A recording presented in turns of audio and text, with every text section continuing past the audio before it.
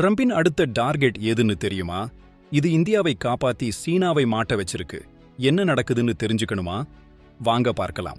ஒரு மாசத்துக்கு முன்னாடி வரைக்கும் ட்ரம்ப் இந்தியாவுக்கு 50% வரி விதிப்போம்னு மிரட்டிக்கிட்டு இருந்தார். ரஷ்யா கிட்ட இருந்து எண்ணெய் வாங்குறதால இந்தியா மீது கோபமா இருந்த அவர் இப்போ திடீர்னு அமைதியாகிட்டார்.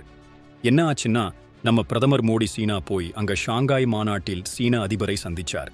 இதை பார்த்து மிரண்டு போன ட்ரம்ப் ஆசியாவில் தன்னோட செல்வாக்கு குறைஞ்சிடுமோன்னு பயந்து போய் உடனடியா இந்தியாவை புகழ்ந்து பேச ஆரம்பிச்சார். ட்ரம்பின் இந்த மனமாற்றம் உலக அரசியல் பார்வையாளர்களை ஆச்சரியப்படுத்தியிருக்கு. மோடியும் ட்ரம்பின் இந்த அணுகுமுறையை வரவேற்றதுனால இந்தியாவுக்கும் அமெரிக்காவுக்கும் இடையிலான பதற்றம் குறைஞ்சிருக்கு. இப்போ ட்ரம்ப் மொத்தமா சீனாவை குறிவச்சிருக்கிறார். நேட்டோ நாடுகள் மூலமா சீனாவிற்கு 50 முதல் 100% வரை வரி விதிக்கணும்னு அழுத்தம் கொடுத்துக்கிட்டு இருக்கார். ஒரு வாரம் முன்னாடி வரைக்கும் இந்தியாவுக்கும் அமெரிக்காவுக்கும் இடையே இருந்த வர்த்தகப் போர் இப்போ இந்தியாவுக்கு விடுதலையையும் சீனாவுக்கு சிக்கலையும் கொடுத்திருக்கு. இது அமெரிக்காவுக்கும் சீனாவுக்கும் இடையே ஒரு பெரிய வர்த்தகப் போருக்கு வழிவகுக்குமா, அல்லது ட்ரம்ப் திட்டமிட்டபடி சீனாவை தனிமைப்படுத்துவாரா? உங்க கருத்து என்ன? கமெண்டில் சொல்லுங்க.